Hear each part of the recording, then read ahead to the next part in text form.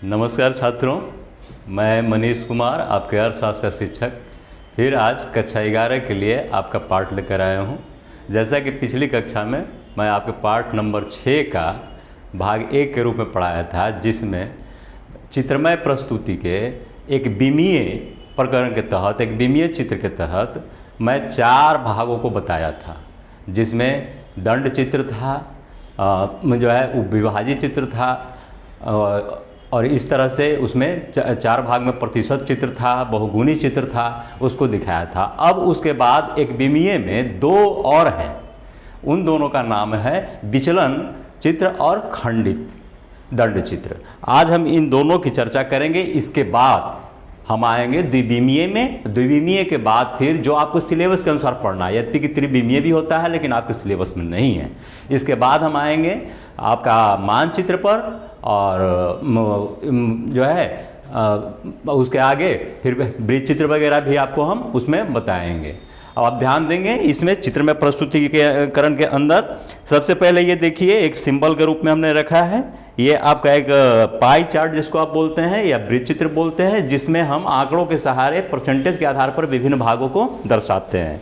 अब इसके बारे में हम विश्लेषण विस्तृत आगे करेंगे। अब चित्रमय प्रस्तुति में सबसे पहले देखिए खंडित दंड चित्र। इसको हम अंग्रेजी में ब्रोकन बार डायग्राम कहते हैं। इसमें यद्यपि कि एग्जाम में लिखना तो कुछ पड़ेगा है लिटरेचर, लेकिन मूल रूप से इसके व्यवहारिक पहलू पे ध्यान देना है।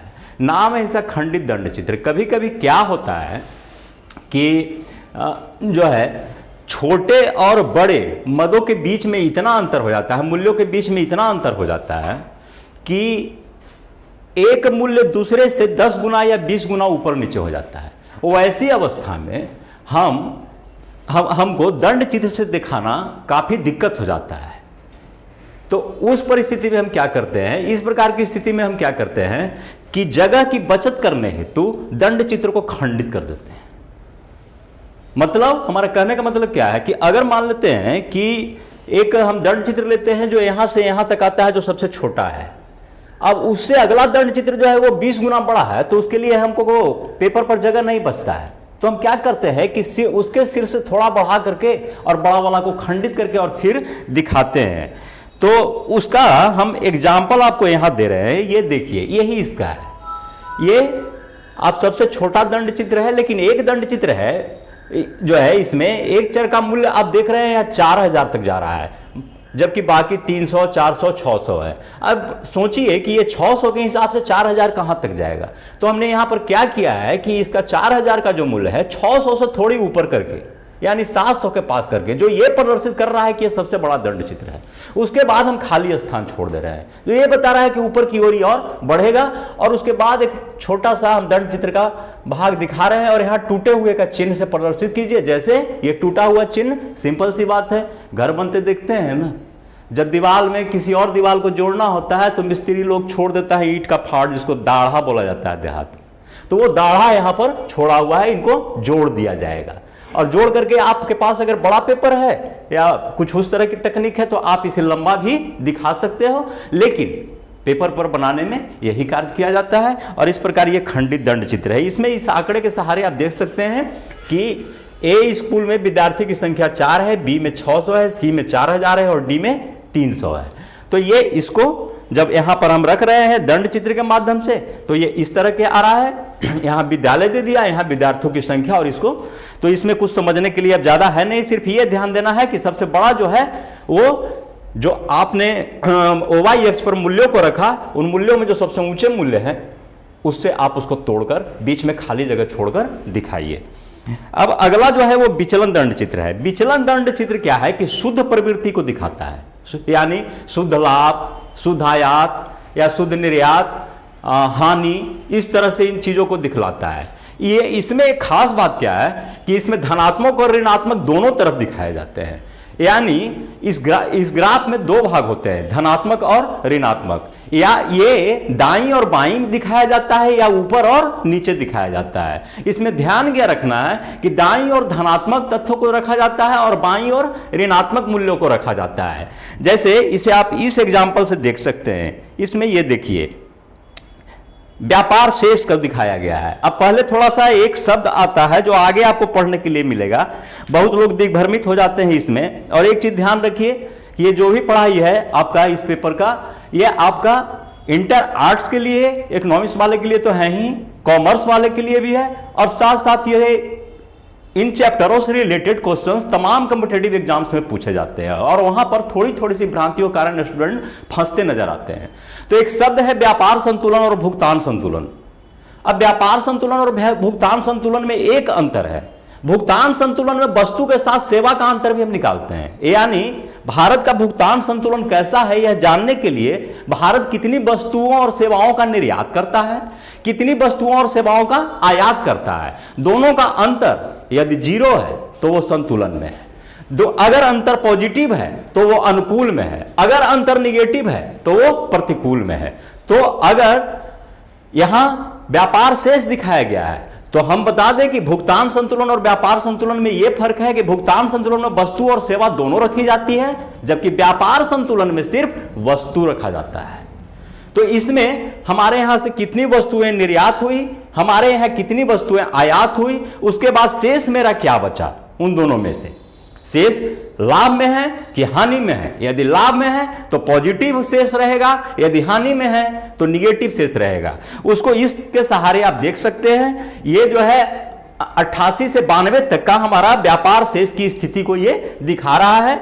यहां पर आप देखें OY अक्ष पर हमने जो है इसको दिखाने की कोशिश किया है। यहाँ OX अक्ष पर राशि को दिया गया है कि हाँ ये क्या है, इधर -x है, इधर +x है, और इस पर वर्षों को रखा गया है। ये देखिए मैंने क्या कहा कि जो दाईं ओर होगा वो पॉजिटिव होगा, जो बाईं ओर होगा वो निगेटिव होगा। तो 1988 में पहले आप इससे संबंधित आंकड़े को देख लीजिए यहाँ पर कि ये आंकड़े के अनुसार सटीक बैठता है या नहीं। 1988 में आप देखिए 50 निर्यात 20 आयात, यानी +30 पॉजिटिव दाईं ओर जाएगा, याद रखिएगा 1988 वाला दाईं ओर जाएगा। 1989 120 निर्यात 120 आयात +20 हमारा शेष रहा, ये भी दाईं ओर जाएगा। 1990 200 190 ये 10 +10 में है, ये भी दाईं ओर। लेकिन 1991 और 92 का देखिए कि जितना निर्यात है उससे आयात ज्यादा है, तो इनका -20 और -40 आ रहा है, ये बाईं ओर जाएंगे। अब इसके अनुरूप हम देखते हैं कि हमने जो आपको बताया वो है कि नहीं है। तो आप देखिए 1988 में सबसे ज्यादा व्यापार शेष था, इसका दंड चित्र सबसे लंबा जा रहा है। उसके बाद 89 में 90 में भी 10 का शेष रहा था, लेकिन 91 92 में लॉस जा रहा है, तो ये बाईं ओर चला गया है। अब दूसरी एग्जाम्पल देखें जिसमें ऊपर और नीचे दर्शाया गया है। ये देखिए ये ऊपर और नीचे का है।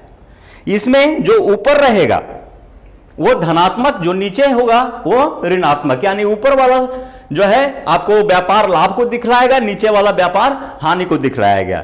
इसमें आप देखिए 2003 और 2004 का जो है स्थिति वो व्यापार शेष पॉजिटिव का है, और 2005 6 7 8 ये व्यापार शेष जो है इसमें निगेटिव का है। देखिए वही चीज यहां वहां पर था व्यापार शेष, यहां पर बैलेंस ऑफ ट्रेड दिखा रहा है, यानी व्यापार संतुलन की स्थिति को, कि व्यापार संतुलन पक्ष में है कि विपक्ष में है, कि संतुलित है, क्या है। तो यहां हम देख रहे हैं कि 3 4 में हमारे पक्ष में है, और 5 6 7 8 में है व्यापार संतुलन हमारे प्रतिकूल है। अब इसको हम ये आंकड़े से मिला लें। ये देखिए यहां पर 3 में +12, 4 में +23, 5 में जो है निगेटिव में चला गया। ये प्लस का चिन्ह ऊपर है, माइनस का चिन्ह ऊपर है। -8 यानी -9, 6 में -10, 7 में -37, 8 में -25।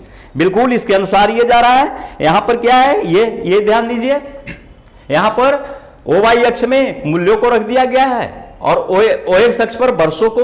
अब ये आप देखिए OY अक्ष का OY प्लस अक्ष भी लिया गया है और OY माइनस अक्ष भी लिया गया है, और इसके आधार पर अब यहां पर क्या ख्याल रखना है, 2 तरह के आपका आ गया जो है इसमें ग्राफ, एक दाईं और बाईं विचलन दंड चित्र के अंदर क्या आया है, एक दाईं और बाईं और दूसरा ऊपर और नीचे। होता क्या है, अधिकांश ग्राफ के मेथड में आपने पढ़ा कि बाईं से दाईं ओर होनी चाहिए। इसके कारण इसमें आप थोड़ी सी भूल जा सकते हैं कि क्या होता है। इसमें याद क्या रखना है, इसमें आप याद रखिए दाईं बाईं और ऊपर नीचे। क्यों? क्योंकि जब हम कोई कैलकुलेशन करते हैं तो पहले माइंड में पॉजिटिव आता है, निगेटिव बाद में आता है। तो यहां हमने क्या बताया, दाईं पॉजिटिव, बाईं निगेटिव, उसी तरह ऊपर पॉजिटिव और नीचे निगेटिव। ये ख्याल रखना है कि यहां हमेशा इस तरह से ये होगा। अब आगे देखें द्विविमीय चित्र, इसके अंदर 3 चित्र आते हैं, आयत चित्र, वर्ग चित्र और वृत्त चित्र। ध्यान दीजिए, आयत चित्र, वर्ग चित्र और वृत्त चित्र। यहां पर थोड़ा सा आपको समझना होगा।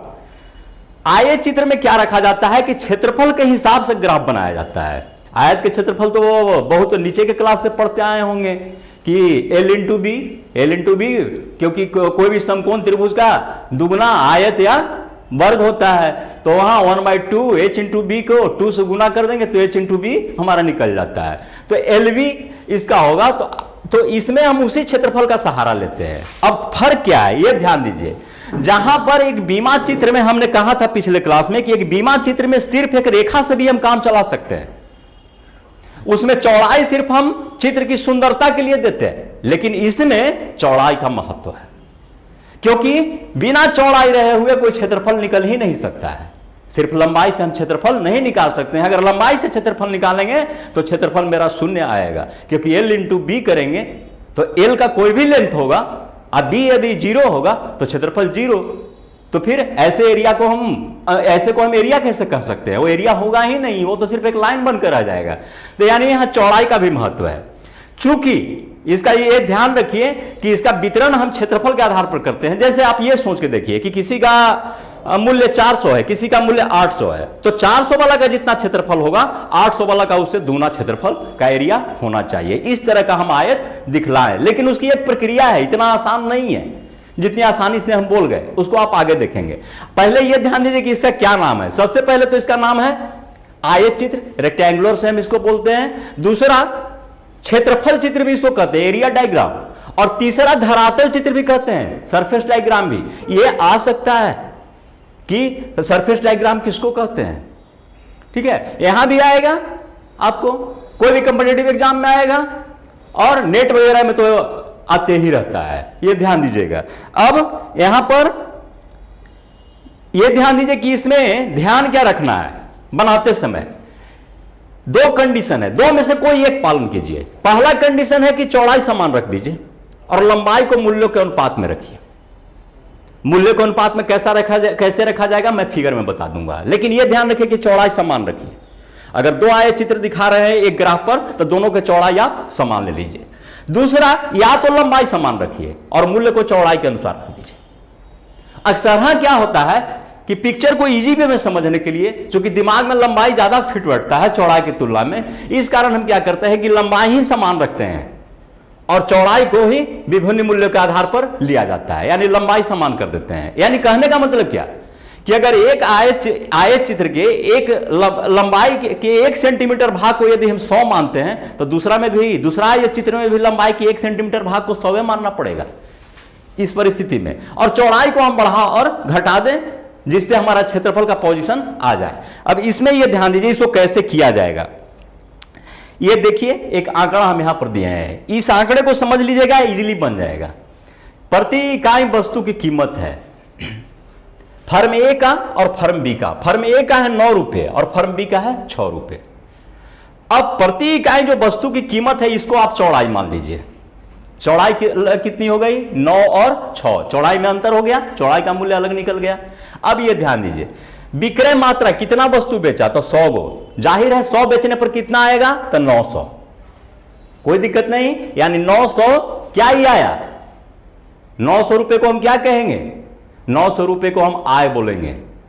ध्यान दीजिएगा, बहुत अर्थशास्त्र में आय और लाभ शब्द में अंतर है।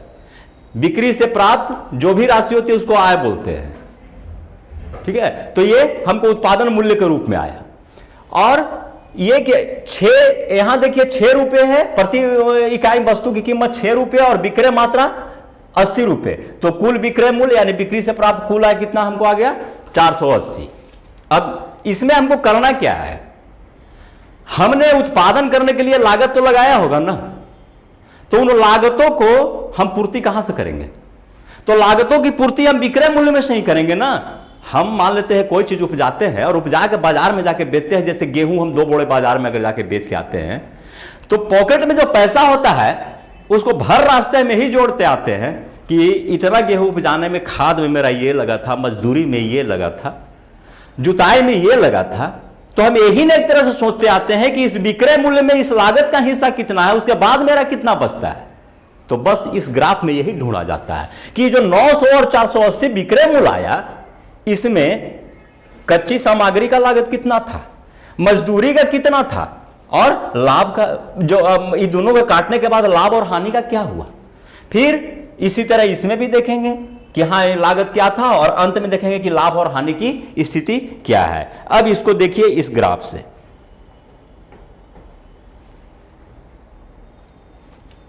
ये मैंने कहा था कि प्रत्येक के लिए अलग अलग सिंबल रखना चाहिए ग्राफ में, है ना। तो प्रॉफिट का सिंबल देखिए सीधी लकीर से है, रॉ मटेरियल्स का तिरछी से है, और वेज का क्रॉस से है। मैंने क्या कहा था ये ध्यान दीजिए, मैंने कहा था कि चौड़ाई को मान लीजिए जो है मूल्य है, तो चौड़ाई या जो है तो यहां पर 9 और 6, जाहिर है 9 बड़ा है 6 छोटा है। तो देखिए ग्राफ का ये चौड़ाई बड़ा है और ये चौड़ाई छोटा है। उसके बाद हमने क्या कहा था कि लंबाई को समान मानिए। समान मानने का मतलब ये नहीं है कि 900 उतना ही लंबा होगा जितना 480, क्योंकि इनका बिक्री से प्राप्त है कितना था 900 और इनका कितना था 480। मतलब क्या है कि 0 से 20 तक जो इनके लिए मूल्य होगा वही इनके लिए होगा, कहने का मतलब। अब ये देखिए, अब फर्म ए का कुल बिक्री आय कितना था, पिछला में डेटा के अनुसार याद कीजिए कि फर्म ए का 900 और इनका 480। तो इस हिसाब से इस ग्राफ में ये देखिए इनका आ गया टोटल फर्म ए 9 रुपए प्रति ये के हिसाब से 100 वस्तु बेचे थे। तो हमने क्या करेंगे, यहां से यहां तक वस्तुओं की संख्या कितनी है 100, तो 100 इंटू 9 टोटल बिक्री से प्राप्त है मेरा कितना हुआ 900। अब इसमें यह देखिए कि विभिन्न हिस्सों को हम देख लेते हैं। तो विभिन्न हिस्सों में इनकी लागत क्या थी ये ध्यान दीजिए। तो इसमें 360 रुपया कच्ची सामग्री का और मजदूरी का 180, इसको काट दीजिए। 360 रुपया कच्ची सामग्री का और मजदूरी का 180। तो आप कैसे काटिएगा 360 का। अब ये देखिए कि चौड़ाई कितनी है आयत की 9, तो 360 यानी उस आयत का क्षेत्रफल 360 के बराबर हो, क्योंकि उतना उनको लागत लगा है कच्चे माल में। तो उसकी लंबाई कितनी होगी, तो लंबाई के लिए हम क्या करते हैं क्षेत्रफल बटा चौड़ाई कर देते हैं। क्षेत्रफल कितना है लागत का 360, तो लंबाई कितना हो जाएगा 360 बटे 9। 360 बटे 9 जैसे ही हम करेंगे कितना निकल के आएगा रिजल्ट 40। देखिए 100 से यहां काटे 60 पर 40 यहां से यहां तक का हिस्सा हुआ ना, और 40 जब ये हिस्सा हुआ तो ये कितना है, ये यहां से यहां तक 40 और यहां से यहां तक 9, तो क्षेत्रफल 40 9 360। इस तरह से ये आ जाएगा। अब इसमें उसके बाद जो है इसमें मजदूरी का हिस्सा आपका जो है ये 180 आता है। तो मजदूरी के हिस्सा को देखिए, बस 20 के हिसाब से काट देना है इसमें। तो 80 से 180, ये देखिए बेज का हमने ये सिंबल दिया था, तो यहां पर बेज ये वाला आ रहा है 20 गुने 9, ये इनकी मजदूरी का हिस्सा हो गया। और तीसरा जो तथ्य इसमें था वो था आपका जो है लाभ का। लाभ कितना था वो भी 360। तो लाभ जब 360 था तो जितना हिस्सा ये इसका था उतना ही ये है, क्योंकि ये भी 360 आया था, ये भी 360। तो इसमें भी हम 40 काटेंगे, तो ये इसमें 60 तक हम वहां लाए थे, 60 से 40 काटेंगे तो कहां जाएगा 20 पर। तो 20 जो है 60 और 20 के बीच में अंतर कितना आएगा 40, और 40 गुने 9 बराबर 360। इस तरह से तीनों को अलग अलग सिंबल से हम प्रदर्शित कर रहे हैं। अब हम सेकंड में चलते हैं, दूसरे आंकड़ा के अनुसार देखते हैं। दूसरा में देखिए कितना है, प्रति इकाई वस्तु का मूल्य 6 है, टोटल बिक्री से प्राप्त आय 480 है। अब यहां ध्यान दीजिए चौड़ाई कितना रहेगा 6, तो ये कहां तक जाएगा ऊंचाई में। ऊंचाई तो आप लंबाई सबके लिए सेम रखे हैं ना, पैमाना तो पैमाना सेम रखे हैं, तो 480 बटे 6 करेंगे। तो 480 बटे 6 करेंगे तो ये कितना आएगा 80। 480 में 6 से भागा देंगे तो 8 से 48, 80 मरतबे कटेगा। तो आप ये पहले देखिए कि लंबाई जो ग्राफ का है, जो आय चित्र आप बनाए हैं उसकी लंबाई 80 है कि नहीं, इसको आप प्रमाणित कर लीजिए। देखिए यहां पर ठीक 80 के सामने ये रुक जा रहा है, इधर चौड़ाई कितना है 6। करेक्ट है। अब इसमें हिस्सा निर्धारित कर दीजिए सिंबल के अनुसार। तो सिंबल के अनुसार सबसे ऊपर प्रॉफिट का हिस्सा है, यह ध्यान दीजिए। तो प्रॉफिट का हिस्सा कौन सा है? 60। और उसके बाद मजदूरी का हिस्सा 180 और कच्चे माल की लागत 240। अब यहां सिंबल के अनुसार आप आइए, प्रॉफिट का हिस्सा ये देखिए ऊपर से है, ये ध्यान दीजिए 80 और ये आया यहां पर 70। कितना था? 10 का है, तो कितना था आपका प्रॉफिट? 60। तो देखिए ये 10 इनकी जो है लंबाई हो गई और 6 चौड़ाई हो गई, 10 छक्का 60, सीधा बैठ रहा है। उसके बाद आए हम दूसरा जो इसका यह है आइटम है वो है मजदूरी का। मजदूरी कितनी थी ये ध्यान दीजिए 180, या कच्ची माल की लागत 240, तो ये ध्यान दीजिए। दूसरा यहां पर मेरा क्या है? कच्चा माल, रॉ मटेरियल, सेकंड सिंबल है। तो रॉ मटेरियल का 240 है, तो 240 में चौड़ाई तो मेरा फिक्स है 6, तो इसकी लंबाई कितनी आनी चाहिए? 240/6 यानी 40। लंबाई इनकी 40 होनी चाहिए। तो यहां से हम गिनती कर ले कि 40 आता है कि नहीं। तो 70 पर ये रुका था लाभ वाला, तो 70 के बाद वाला हिस्सा में ही ना वो रहेगा आपका जो है लागत, कच्चे माल की लागत। तो 70 से हमको 40 घटाना होगा, तो 30 पर आना चाहिए। देखते हैं बिल्कुल सामने आ रहा है, यानी यहां से यहां तक 40, यानी ये जो आयत घेर रहा है वो 40 छके 2 से 40, बिल्कुल करेक्ट दिखा रहा है। अब 40 से नीचे जो है ये 30 से नीचे जो शेष हिस्सा है वो आपका बेज का है, मजदूरी का है। ये कितना था आंकड़ा में आपने देखा है, और फिर से देख लीजिएगा कि ये 180 था, तो 30 से 0 तक यानी, और इसकी चौड़ाई कितनी है 6, तो 30 का 180। इसमें भी ऊपर वाला में आप एक बार फिर देख लीजिए, पहले बड़ा वाला में इसमें लाभ का हिस्सा कितना था 360। तो सबसे पहले हम सिंबल के अनुसार काटते हैं। प्रॉफिट का ये वाला चिन्ह था, तो ये देखिए ये 40 लाइनों में है, यह जो है 40 बिंदु में है 100 से 60 तक। इसका चौड़ाई कितना आपने न रखा 9, तो जाहिर है 9 में हम 40 से गुना करेंगे तो लाभ का हिस्सा इसका निकल जाएगा। इसका लाभ का हिस्सा निकला। उसके बाद सेकंड में आता है उसका जो है लागत का हिस्सा, तो ये लागत में है कच्चे माल का हिस्सा, वो भी 360 है, वो 360 है। इसका मतलब चौड़ाई तो फिक्स है, तो फिर इसकी लंबाई निकालनी है, तो लंबाई कितनी आएगी 360/9, ये चलते 40। तो फिर यहां से हम 60 से 40 फिर काटेंगे, यानी 20 के सामने आए।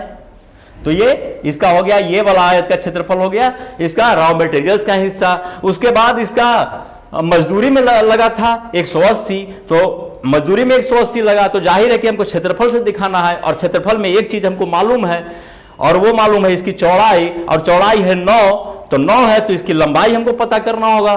तो 180 में हम टोटल क्षेत्रफल हमारे लिए क्या शेष बचा 180, तो 180/9 हम कर देंगे तो आ जाएगा 20। तो बिल्कुल हम देखते हैं कि 20 के सामने से ये वाला जो चिन्ह वाला है ये 20 से शुरू होता है, 0 पर खत्म, 20 9 180। हम समझते हैं, इसको आप क्लियरली समझ गए होंगे। इस उदाहरण में देखिए क्या दिखाया गया, ए और बी का विक्रय मूल्य प्रति इकाई 9 और 6 है, अतः आयतों के चौड़ाई का अनुपात कितना होगा 9:6। देखिए है कि नहीं 9:6, विक्रय मूल्य को ही हम चौड़ाई मान रहे हैं प्रति इकाई।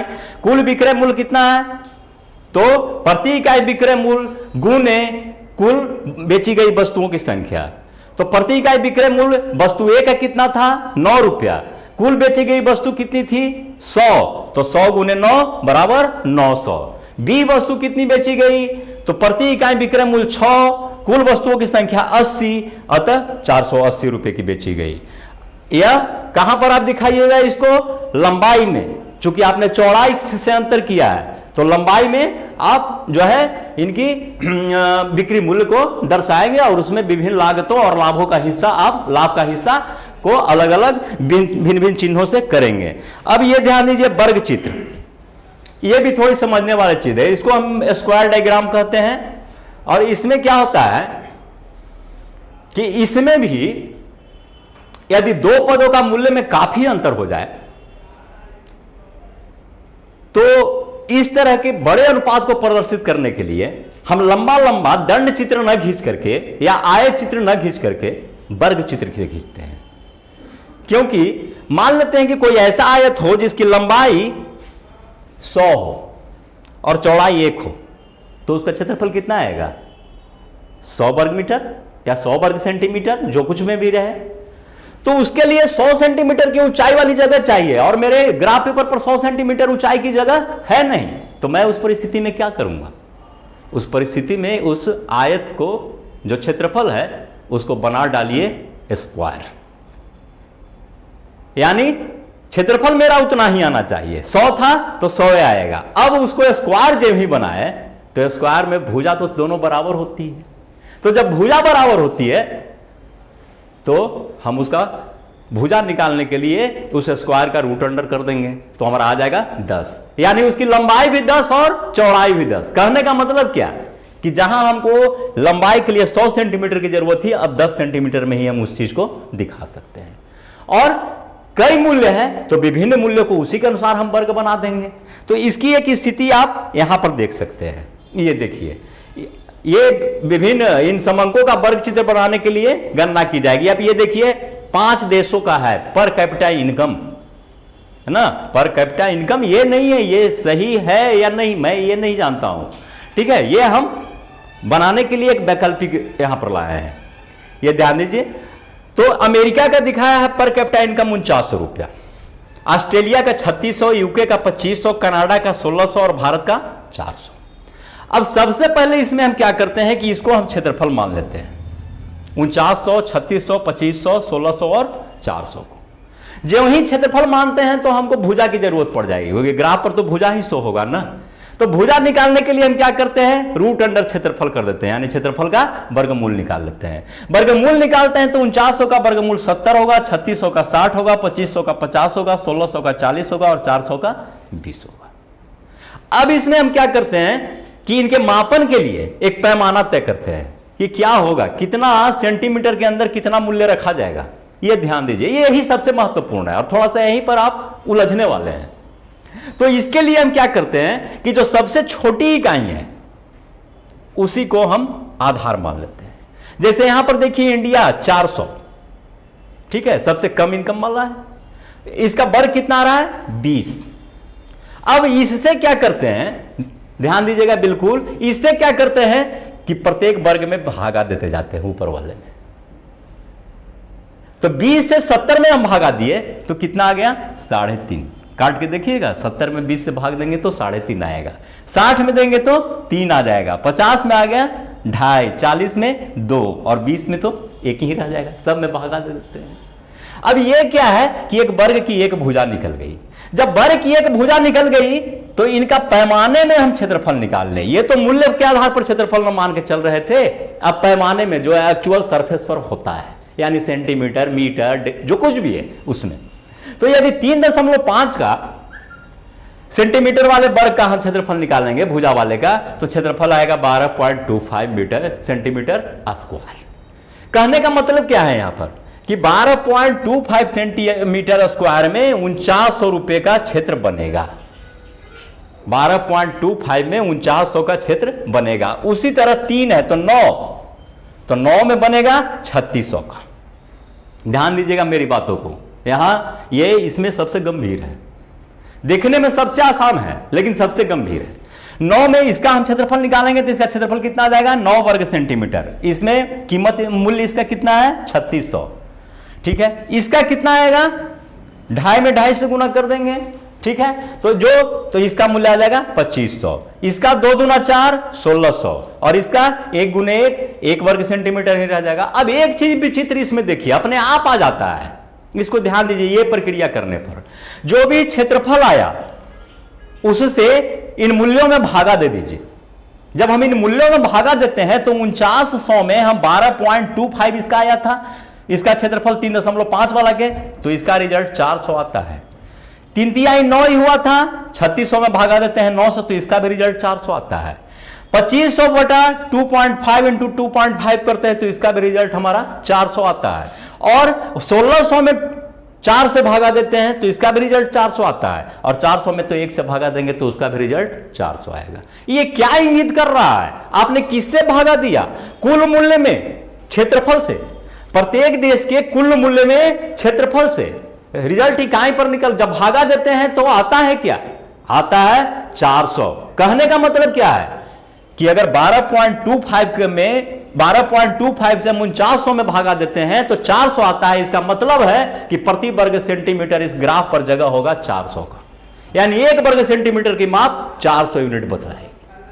चाहे आप इसका यूनिट लीजिए, इसका लीजिए, इसका लीजिए, किसी का लीजिए, जो अंतिम में तो साफ स्पष्ट हो रहा है कि 400 बराबर 1। लेकिन ये गलतफहमी में मत पड़िएगा, ये 1 सेंटीमीटर है, ये 1 वर्ग सेंटीमीटर नहीं है, क्योंकि 1 में 1 से 1 वाला के क्षेत्रफल भी निकालेंगे तो वो 1 के रह जाएगा। अंतर सिर्फ यही पड़ेगा कि यहां सेंटीमीटर लिखाएगा, वर्ग सेंटीमीटर हो जाएगा। तो 400 बटा यानी 1 वर्ग सेंटीमीटर इसका क्षेत्रफल निकालते हैं, क्षेत्रफल से भागा देते हैं तो 1 वर्ग सेंटीमीटर में यूनिट्स कितनी होगी, 400। यहां देखिए 2 दूनी 4, इसका क्षेत्रफल निकालेंगे तो 4 आएगा, इसका मूल्य कितना है 1600। तो 1600 बटा 4 400। स्पष्ट है कि 1 वर्ग सेंटीमीटर हमेशा 400 का मूल्य रखेगा। अब उसके आधार पर ये देखिए, ये आपका वर्ग है, ये 70 वाला है, यूएसए का देखिए सबसे बड़ा, उसके बाद ऑस्ट्रेलिया का है 3600 का है, ठीक है। इसका जो है उस आधार पर वर्ग बनाया गया। इसका यूके का है, कनाडा का है और इंडिया का है, ठीक है। यहां पर आपको एक चीज याद छूटा हुआ है, लिख देना है पैमाना में, 1 वर्ग सेंटीमीटर बराबर 400। ग्राफ पेपर पर आप बनाएंगे, तय बात है, ग्राफ पेपर पर आप जो ही बनाएंगे आपको इसका महत्व हो जाएगा। ये जो आप देख रहे हैं 3.5, इसका महत्व उसमें आ जाएगा, क्योंकि ये 4900 में आपने इसका क्षेत्रफल से भाग दिया था। तो क्षेत्रफल से आप भाग दिए थे तो इसका क्षेत्रफल कितना आया था 12.25। तो ये 3.5, प्रत्येक इसकी भुजा 3.5 होगी, उस हिसाब से इसकी प्रत्येक भुजा 3 होगी, इसकी 2.5 होगी, इसकी 2 होगी और इसकी 1 होगी, तब ना प्रति वर्ग सेंटीमीटर आएगा 400। अन्यथा इस हिसाब से इधर उधर कर दीजिएगा तो प्रति वर्ग सेंटीमीटर 400 का मूल्य नहीं बतलाएगा। आगे हम देखते हैं वृत्त चित्र। ये बहुत पॉपुलर है और इसको आप 9th-10th में भी बनाए होंगे, ध्यान दीजिए। इसको हम क्या कहते हैं, पाई diagram, sector diagram, pie chart भी कहते हैं। और इसमें हम क्या करते हैं कि समांकों के कुल योग तथा उनके विभागों के तुलनात्मक अध्ययन के लिए कोणीय अथवा वृत्त खंड बनाए जाते हैं। कोण से निकालते हैं, सेंट्रल वृत्त के केंद्र पर कितने डिग्री के कोण बनते हैं, दिमाग में रखिए 360 डिग्री का। और केंद्र से परिधि तक की दूरी क्या होती है, हर जगह समान होती है, यह भी ध्यान रखना है।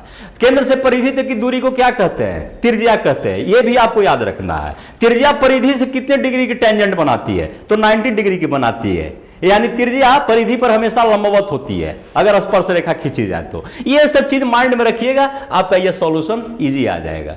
क्या दिमाग में रखना है, केंद्र पर 360 डिग्री, केंद्र से परिधि तक की दूरी को त्रिज्या कहते हैं और प्रत्येक दूरी ये समान होती है, जिसे सिंबलाइज रूप में हम आर कहते हैं, ठीक है। उसके अलावा केंद्र से परिधि पर जितनी भी रेखाएं जाती है वो परिधि के साथ 90 जो है टेंजेंट होने पर 90 डिग्री का एंगल बनाती है, यानी लंबवत होती है। अब इस आधार पर हम इसको विभाजित करते हैं। इसमें क्या होता है कि सारा चित्र एक वृत्त की तरह होता है। चूंकि केंद्र पर 360 डिग्री की कोण बनाई जाती है तो उस 360 डिग्री को हम मान लेते हैं 100, पहले प्रतिशत में बदलते हैं। 360 डिग्री को 100 मान लिए तो इसका मतलब क्या है, ध्यान दीजिए कि एक प्रतिशत बराबर कितना होगा, 360 बटा 100 यानी 3.6। अगर मान लेते हैं कि मैं जो है 100 रुपया में 3.6 रुपया का एक कलम खरीदता हूं तो कलम पर मेरा किया गया खर्च अगर वृत्त में दिखाया जाएगा तो 1 डिग्री के कोण बनाकर दिखाया जाता है, क्योंकि 360 में 100 से भागा दिया था ना 3.6 आया, यानी इकाई का मूल्य। तो हमने एक कलम कितना में खरीदा, 3.6 का। मेरी इनकम कितना था 100, तो वो कलम 1 डिग्री का मूल्य को प्रदर्शित करेगा। इसको आप फिगर से आसानी से समझ लेंगे। आप ये ध्यान दीजिए, मैंने कहा था कि पहले हम क्या करते हैं, 100% बराबर 360, तो 1% का मान निकाल देते हैं, 3.6 आता है। और फिर क्या करते हैं, वृत्त के केंद्र से परिधि की ओर सीधी रेखाओं अथवा त्रिज्या आर के द्वारा उतने भाग में विभाजित कर जाए जितनी घटकों की संख्या है। आपका इनकम कितने भाग में विभाजित हो रहा है, तो इनकम के हिसाब से हम कोण में उसको विभाजित, जैसे हमने कलम के लिए, कलम पर खर्च के लिए 1 डिग्री का बनाया। कोई वैसी वस्तु होगी जिस पर 7 रुपया 20 पैसे खर्च कर रहे हैं तो उसके लिए 2 डिग्री का कोण बनेगा। अब इसको ये देखिए, इसमें ये भी आगे ध्यान रखना है कि सबसे पहले मदों के योग को हम प्रतिशत में बदलते हैं, जो हमने आपको बताया। जैसे यहां पर देखिए कि मान लिया जाए कि एक मद के 4 भाग है, ए बराबर 50%, बी बराबर 25% और सी बराबर 15% तथा डी बराबर 10%। तो ऐसी परिस्थिति में क्या होगी? अब ए बराबर 50% है, तो अभी आपने क्या निकाला था? 1% बराबर 3.6 डिग्री निकल के आया। क्यों? आप अगर एक वृत्त को पूरा एक इकाई मानते हैं तो उसको डिग्री के रूप में 360 कहेंगे, और पूरे इकाई को हम क्या बोलते हैं परसेंटेज के रूप में? 100% कहते हैं ना, 100% सक्सेस। माने एक क्लास में यदि टोटल लड़कन पास हुआ तो हम क्या बोलते हैं? 100% सफल है। तो 360 डिग्री बोले या परसेंट के रूप में 100% बोले, तो 360 डिग्री बराबर 100% हो गया प्रतिशत के रूप में। तो 1% बराबर कितना होगा? 3.6। बिल्कुल इसको माइंड में डाल लीजिए। तो जब यहां हमने मान लिया है कि a बराबर 50%, तो उसको अगर a का हिस्सा 50 ए वस्तु पर खर्च कर रहे हैं हम 50% अपने इनकम का हिस्सा, तो उसका डिग्री कितना होगा? तो 50 गुने परसेंट 3.6। 1% बराबर 3.6, तो 50 बराबर 50 गुने 3.6, तो कितना आएगा? 180। इसी तरह B 25, तो 25 में 3.6 से कर देंगे 90 डिग्री। C 15 गुने 3.6 तो 54 डिग्री, और D 10% है तो 10 गुने 3.6 बराबर 36 डिग्री। अब ये देखिए एक चीज अब यहां ध्यान रखना है, अब ये हमारा कैलकुलेशन सही है या गलत है, इसको हम कैसे प्रमाणित करें? एक तरफ पूरे परसेंट को जोड़ दीजिए और एक तरफ पूरे डिग्रियां को जोड़ दीजिए। परसेंट को जोड़िए तो इसको 100 आना चाहिए, और डिग्री को जोड़ दीजिए तो 360 आना चाहिए, तब तो आपका ये वितरण सही है, अन्यथा कहीं ना कहीं त्रुटि रह गई है। तो पहले हम परसेंट को जोड़ते हैं, 50, 25, 75, 15, 90 और 10, 100। यहां से तो हम उबर गए। अब दूसरा देखते हैं, 180, 90, 270, और 54 और 36 कितना होता है? 90। 270 में फिर 90 जोड़ दीजिए तो 360। सही है, परसेंट भी मेरा 100 आ रहा है और डिग्री भी हमारा 360 आ जा रहा है, कैलकुलेशन सही है। अब इसके बाद क्या करते हैं कि वृत्त लेते हैं, और वृत्त पर अर्धव्यास पर प्रोटेक्टर, यहां प्रोटेक्टर शब्द है, प्रोटेक्टर आप क्या यूज करते हैं? आप बोलते हो ना, हम भी बोलते थे बचपन से, चांद, उसको रख देंगे, ठीक है, और उसको वो प्रकार के हिसाब से उसका हम कोण काट लेंगे। कैसे कोण काटेंगे? जिसका जॉन डिग्री है, लेकिन इसमें नियम है, किस तरफ से? पहला कोण जिधर काटे दे उसको घड़ी की सुई की दिशा में काटना है, और फिर जो कोण काटेंगे उसी को, वही कोण चांद का आधार बन जाएगा, फिर उसके हिसाब से फिर घड़ी की सुई की दिशा में अगला बनाएंगे। ये इसका रूल है, ध्यान दीजिएगा। अब मैंने उसी चीज को जो कहा वो आगे भी है कि प्रतिशत का योग 100 हो और 360 हो। अब क्या करते हैं कि जब हम कोण काट लेते हैं तो उसके बाद जैसे हमारे आय का 4 भाग हुआ या 5 भाग जो भी हुआ, तो प्रत्येक भाग के लिए जो जो खर्च करते हैं एक अलग अलग कलर हम देंगे या अलग चिन्ह देंगे। जैसे हम अपनी इनकम का शिक्षा पर इतना खर्च, भोजन पर इतना, वस्त्र पर इतना, आवास पर इतना, तो सबके लिए, किसी के लिए हरा दीजिए, किसी का ब्लू दीजिए, किसी का रेड दीजिए, इस तरह से दीजिए ताकि वो आसानी से पहचाना जाए। अब उसको देखिए यहाँ पर, ये इससे स्पष्ट हो जाएगा आपको साफ तौर पे। दोनों को देख लीजिए। मान लेते हैं यहाँ भोजन पर 1200 है, वस्त्र पर 800 है, आवास किराया 600 है, शिक्षा 400 है, और ईंधन 200, अन्य 800। ये सब एक परिवार में होने वाले खर्च का ब्यौरा है। टोटल खर्च इनका कितना आ रहा है? 4000। अब सबसे पहले काम क्या कीजिएगा? तब प्रतिशत में बांटेंगे। कुल खर्च कितना है? 4000। प्रतिशत में बांटने का विधि आसान है। क्या कीजिएगा? भोजन पर, तो भोजन पर खर्च की गई राशि बटे कुल खर्च गुने 100। सीधी बात है, प्रतिशत में बंटवारा के लिए 1200 बटे 4000 गुने 100। अब इसको देखिए, इसी मेथड से यहां पर ले आए। भोजन पर कितना था? 1200, 1200 गुने 4000 गुने 1200 बटे 4000 गुने 100, कितना आ गया? 30% इसका रिजल्ट। अब परसेंट को हमको डिग्री में बांटना है, तो डिग्री के लिए क्या किए थे? 1% बराबर 3.6 डिग्री हम लोग पहले निकाल चुके थे। अब यहां देखिए 30 गुने 3.6 बराबर 108। यार डिसमिल छूट गया है, अगला में सब में डिसमिल है, ध्यान दीजिएगा। दूसरा है वस्त्र पर, उसको भी उसी तरह किए। 800 गुने 400, ये 800 गुने 4000, कुल खर्च मेरा 4000 था, वस्त्र पर 800 गुने 100 20, तो 20 गुने 3.6 बराबर 72। इसी तरह हम सबकी प्रतिशत निकालते चले गए। यहां देखिए 5 है तो 5 गुने 3.6 18। फिर इन सब का अब हम टोटल योग दोनों तरफ अपना चेक करने के लिए कर लेते हैं कि मेरा प्रतिशत बराबर 100 होता है कि नहीं और डिग्री बराबर 360 होता है कि नहीं। तो इसको जोड़ते हैं तो आ जाता है 360, अब प्रतिशत व्यय को जोड़ते हैं तो 100%। अब इसको देखिए, ये ब्रिज चार्ट्स,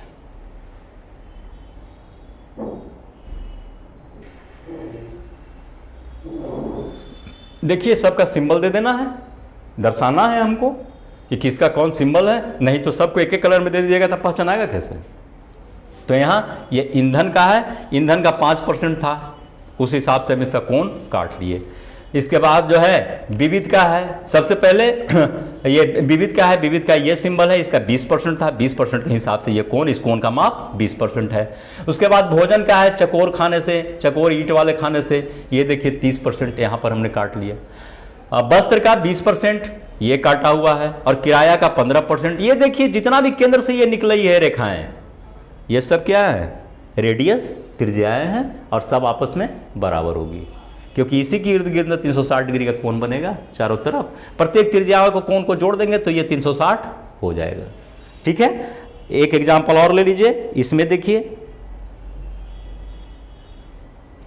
मकान बनाने में जो लागत लगा है उसका ये हिसाब किताब है। इसमें क्या है, श्रम पर 25%, सीधे प्रतिशत निकाल दिया है, इसमें कुल खर्च को नहीं लिया है कि एक आदमी ने खर्च किया, अपना जब हिसाब जोड़ा तो उसको लगा कि मकान में श्रम पर 25, लेबर लगाया 25%, उसका खर्च हुआ है। ईंट पर 15%, सीमेंट पर 20, स्टील पर 15, लकड़ी पर 10, देखरेख पर। अब क्या कीजिएगा, पहला स्टेप तो सब में 3.6 से गुना कर देंगे डिग्री निकालने के लिए, सब डिग्री निकल जाएगा। पहले इसको जोड़ के देखते हैं कि 100 होता है कि नहीं होता है। अगर 100 नहीं होगा तो रिजल्ट गड़बड़ा जाएगा। 25 15 40, 40 20 60, 60 15 75, 10 85 15 100, क्योंकि पूरा खर्चा आपका 100% है ना। चाहे आप कितनों रुपया, अरबों रुपया खर्चा कर दीजिए, वो तो कहाएगा 100%। आपके पास 1 अरब था, 1 अरब खर्चा कर दिया, 100%। तो ये 100% मेरा खर्च दिखा दिया, जो कुछ भी मैंने खर्चा किया वो दिखा दिया। अब इसको देखिए, मैंने वही कहा कि पहले इसको क्या करना है, डिग्री में बना लेना है। तो ये डिग्री को भी जोड़ लीजिए कि 360 आ जाता है। 90 यहाँ पर है तो ये जोड़ दीजिए, 4 2 6 4 10 6 16 4 20 की सुन्ना हाथ में 2 और 9 5 14 14 7 21 21 5 26 26 3 29 और 29 और 5 34 और शेष जो 2 था वो 36।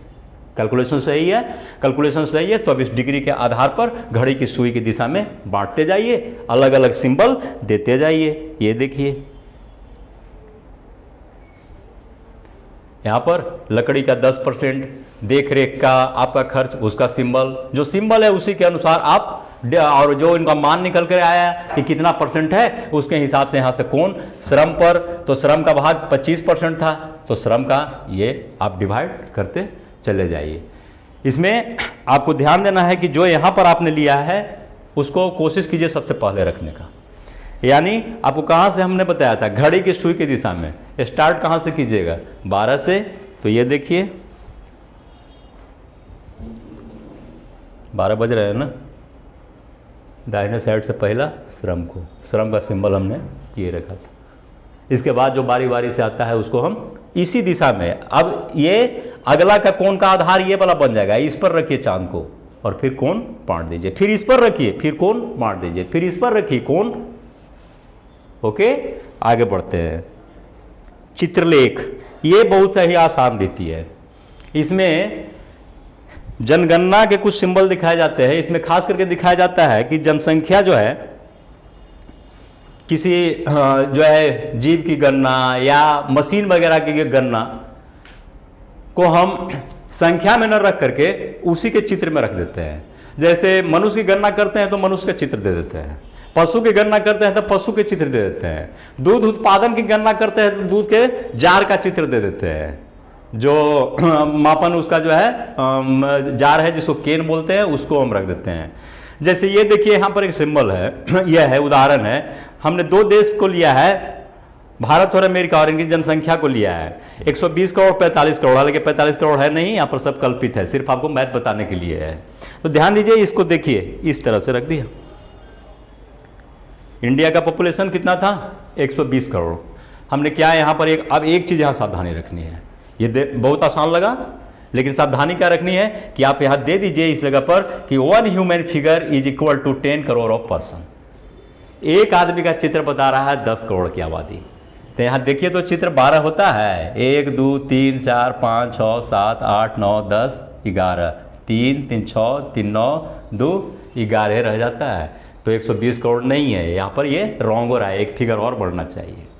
अब दूसरा में देखिए अमेरिका का, ये ध्यान दीजिए 1 2 3 4, अब कितना है ये ख्याल कीजिए 45 करोड़। तो आपका कीजिएगा तो आधा आदमी आरी से काट दीजिए, देखिए ये आधा है, इसका वाला सही है, इसका वाला गलत है ना।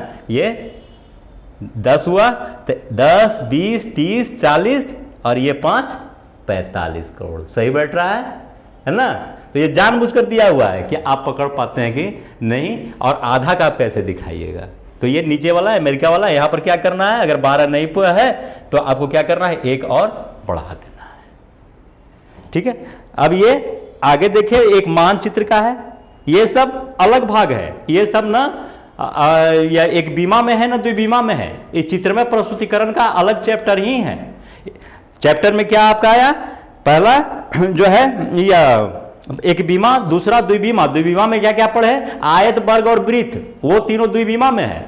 उसके बाद आप पढ़े चित्रलेख, जिसमें आदमी के चित्र के सहारे अगर दूध का दिखाना होता तो क्या करते, दूध के केन को दिखाते, पशु का तो कोई पशु का चित्र दिखाते इसी तरह। और अब है मानचित्र। मानचित्र से क्या होता है कि भौगोलिक जानकारी बहुत आसानी से प्राप्त कर लिया जाता है। इसमें दिया हुआ कि सांख्यिकीय मानचित्र का प्रयोग किया जाता है, वो मानचित्र ही उसको सांख्यिकीय मानचित्र कहा जाता है, जिसमें मानचित्र पर ही सिंबलाइज रूप से दिखाया जाता है कि यहां इस चीज की इतनी संख्या है जगह के अनुसार। तो उसको आप विभिन्न कलर से दिखा सकते। जैसे इसको देखिए, इसमें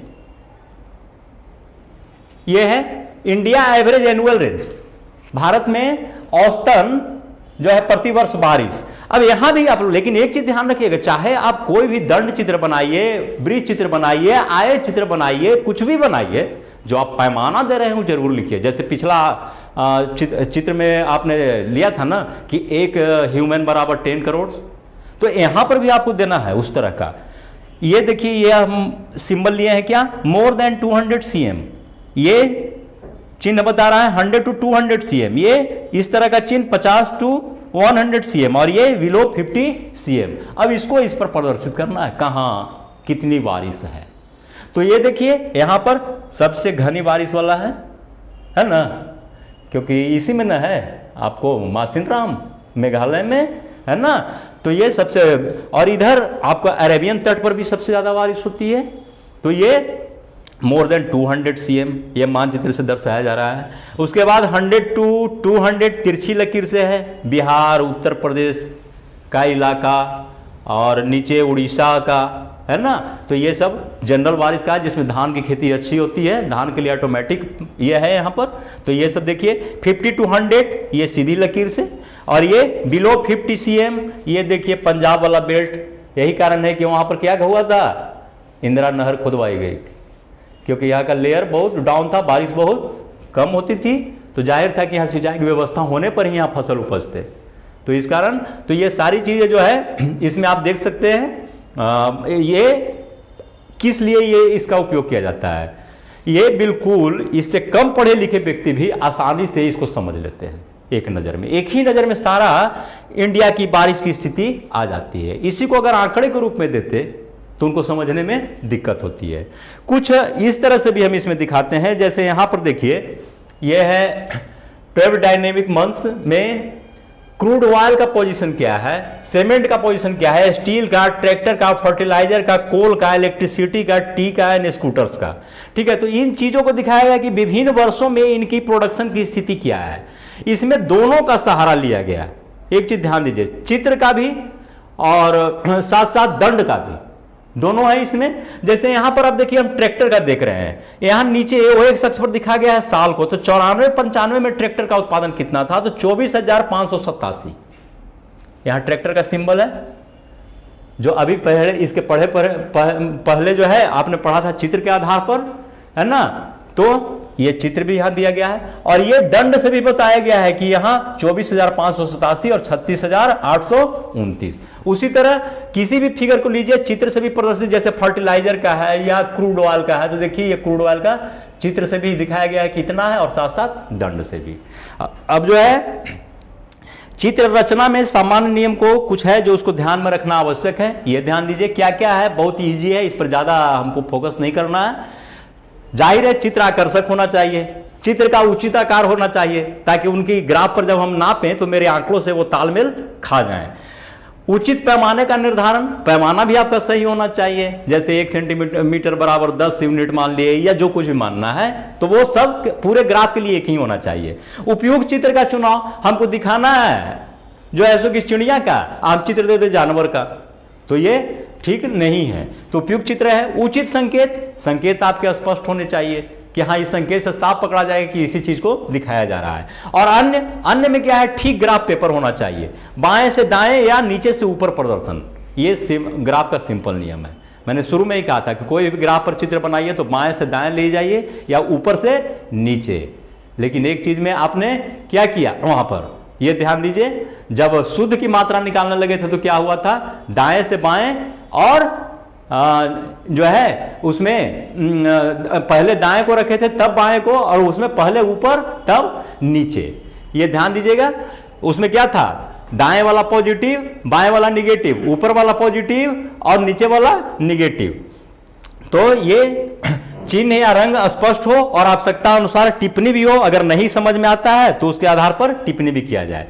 चित्रों की उपयोगिता एवं लाभ क्या है, सबसे बड़ा चित्र की उपयोगिता तो है कि आकर्षक का प्रभाव उत्पादक होता है। जैसे अभी आपने भारत के नक्शे पर चित्र या वर्षा की स्थिति को देखा तो निश्चित तौर पे वो आंकड़ों की तुलना में अगर आंकड़े के रूप में रखा जाता तो उससे ज्यादा आपको इसमें देखने में अच्छा लगा होगा और जल्दी समझ में आ गया होगा।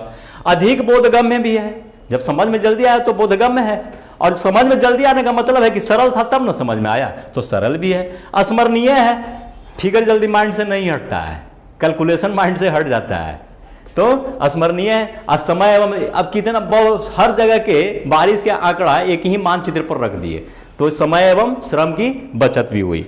अब ये चैप्टर आपका यहाँ एंड कर रहा है, ये ध्यान दीजिएगा। वस्तुनिष्ठ प्रश्न है, इसमें दीर्घोत्तरीय भी है और लघु उत्तरीय भी है। मैं वस्तुनिष्ठ बतला दे रहा हूं। किसी पाई चार्ट के केंद्र पर कुल कोण होता है, अभी बताए थे 360 डिग्री। इसके बाद द्विविमा चित्र में ध्यान किसका रखा जाता है, लंबाई का, चौड़ाई का कि दोनों का। याद कीजिए आय चित्र में हमने क्या बताया था, या तो चौड़ाई को जो है एक शर्त थी, चौड़ाई में अंतर कीजिए या लंबाई में अंतर कीजिए, तो यहां हो जाएगा दोनों को। दंड चित्र को क्या कहते हैं, एक बीमा बोलते हैं दंड चित्र को, है ना। अगर दंड हम इसमें एक सरल रेखा से भी दिखा सकते हैं, चौड़ाई सिर्फ सुंदरता के लिए। लघु उत्तरीय में 3 प्रश्न है, खंडित दंड चित्र को उदाहरण से बताएं, इसमें दिया हुआ है, आप देख लीजिएगा। विचलन दंड चित्र का एक उदाहरण दे, और चित्रलेख से क्या समझते हैं। चित्रलेख कहां था, जो अमेरिका और भारत के जनसंख्या के बारे में आदमी के चित्र से दिखाए थे, ठीक है। उसके बाद दीर्घ उत्तरीय प्रश्न है, मानचित्र का उदाहरण देते हुए रचना के नियम तथा उसकी उपयोगिता को बताएं, और एक कल्पित आंकड़े की सारणी के आधार पर वृत्त चित्र का निर्माण करते हुए समझाएं। ये क्वेश्चन ज्यादा इंपॉर्टेंट है, इसको ध्यान रखिएगा, ये अक्सर आया करता है दीर्घ उत्तरीय में।